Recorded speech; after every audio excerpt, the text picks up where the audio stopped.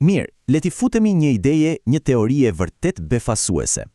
Çfarë nëse do të kishim humbur një sistem të tërë për matjen e kohës, dhe çfarë nëse kjo humbje ka pasoja të thella, rrënjësore për mënyrën se si e shohim realitetin sot? E po, pikërisht këtë do të eksplorojmë, duke u bazuar në materialin burimor nga një ligjëratë e Sheikh Imran Hussein. Dhe gjithçka fillon me një citat të fuqishëm, një lloj ankese hynore që, sipas burimit, qëndron në zemër të gjithë këtij misteri. Me të vërtetë, populli im e ka braktisur këtë Kur'an. Kjo menjëherë na bën të pyesim, si ka mundësi? Si mundet që një popull i tërë ta braktisë tekstin e tij të shenjtë? Argumenti i paraqitur është se përgjigja nuk ka të bëjë me leximin, por me diçka shumë më të thellë, një mënyrë jetese që është haruar plotësisht. E po, burimi sugjeron se çelësia për të kuptuar këtë braktisje është humbja e një sistemi të quajtur koha e shenjtë. Le të zbulojmë bashk se cilët ishin elementët përbërës të këtij plani të humbur. Thelbi i gjithçkaje është viti i shenjtë. Ndryshe nga kalendari ynë i bazuar te dielli, ky vit është tërësisht hënor. Pra imagjinoni 12 cikle të plota të hënës, një ritëm i përcaktuar, sipas burimit, që në krijimin e universit. Më pas vjen muaji i shenjtë, dhe këtu gjërat bëhen interesante. Fillimi i një muaji nuk vendoset nga një numër në kalendar, por nga një akt vëzhgimi, një lidhje direkte, vizuale me qiellin. Duhet parë hëna e re. Pastaj kemi javën. Kjo nuk është thjesht një ndarje praktike e kohës. Jo, është një cikël i shenjtë me 7 ditë që pasqyron vetë ritmin e krijimit, duke arritur kulmin në një ditë e veçantë të dedikuar për pushim dhe për refleksion. Dhe së fundi, dita e shenjtë. Harrojeni konceptin e mesnatës.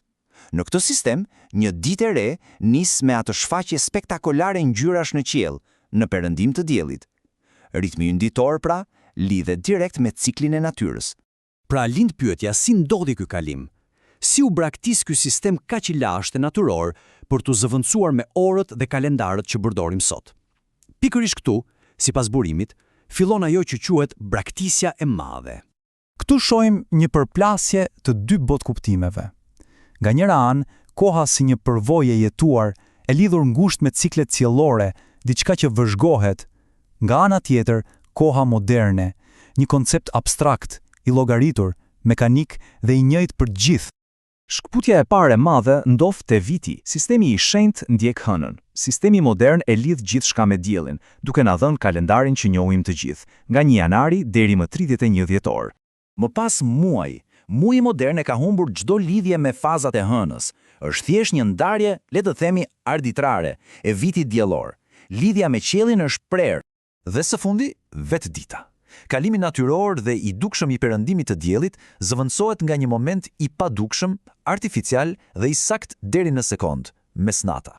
Dhe duhet ta kuptojmë se, sipas burimit, ky nuk është thjesht një ndryshim teknik. Një interpretim i shkrimeve të shenjta e sheh këtë ndërhyrje dhe korruptim të kohës si një akt shumë të rëndë, si një lloj tradhtie ndaj vetë realitetit hyjnor. Tani le të flasim për pasojat. Sepse, sipas këtij argumenti, kjo braktisje nuk ndryshon vetëm mënyrën si masim kohën, por ndryshon edhe vetë ndërgjegjen tonë. Burimi vën në dukje një ndjesi që shumë e kanë sot, ndjesia se koha po ecën gjithnjë e më shpejt, dhe pretendon se kjo ishte parashikuar. Një vit që kalon si një muaj si një javë, tingëllon e njohur? Kjo na sjellte një zinxhir pasojash, një efekt domino. Braktisja e kohës së shenjtë çon në perceptimin e përshpejtuar të kohës. Kjo, nga ana tjetër, thuhet se shuan një lloj drite hyjnore brenda nesh, një qartësi shpirtërore, dhe hapi i fundit, humbja e shikimit të brendshëm. Dhe cili është rezultati final i gjithë kësaj? Sipas këtij argumenti, çmimi është i rëndë, është humbja e plot e intuitës, e asaj aftësie për të parë përtej sipërfaqes.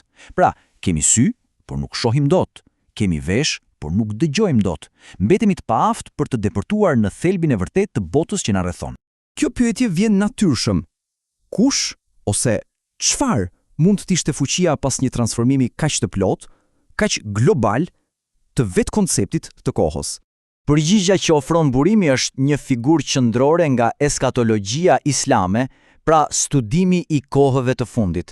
Arkitekti, sipas tyre, është një mashtrues i madh, i njohur si Dexhalli.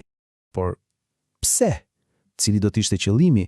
Pse do të ishte kaq jetike për këtë figurë që të shkatronte një sistem të tërë të matjes së kohës? Shpjegimi është befasues. Thuhet se ky është një akt kamuflimi në shkallë globale. Duke na hequr aftësinë për të parë me të vërtetë, ai siguron që veprimet dhe ndikimi i tij të mbeten të padukshme, të kalojnë pa u vënë re. Tani, le të shohim disa shembuj konkret. Nga kjo perspektivë, një profeci e lashtë për një gomar fluturues nuk është thjesht një mit, por një parashikim i avionit modern. Po kështu, ringjallja e të vdekurve interpretohet si kirurgjia moderne dhe kontrolli i pasurisë shihet te paraja elektronike. Të gjitha këto shenja të dallueshme vetëm me atë shikimin e brendshëm. Dhe kështu, gjithçka lidhet, e gjithë kjo analizë mbyllet në një rreth të plot, vetë dhe kshalli, sipas profecisë, lidhet drejt për drejt me manipulimin e kohës, duke ekzistuar në dimensione të tjera kohore, një ditë që zgjat sa një vit, përpara se të shfaqet në kohën tonë. Kjo na lë me një pyetje të fundit, një pyetje për të reflektuar. A është mënyra se si ne përjetojmë dhe e masim kohën çdo ditë thjesht një produkt normal i botës moderne? Apo, siç sugjeron ky burim, është diçka shumë e ndërlikuar, ndoshta një mashtrim i madh?